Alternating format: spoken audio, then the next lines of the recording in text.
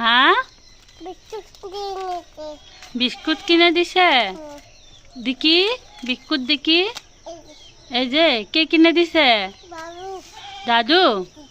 কোথা থেকে? বাবার দোকান থেকে। এদিক শোনো, তোমার বাবা কই? অফিস গেছে। আচ্ছা, তোমার আম্মু কই? আর দাদু কই? তোমার বাব্বু কই? চলে গেছে, ঘুমাচ্ছে। হ্যাঁ, তোমার দাদা কোথায়? দাদা দাদা।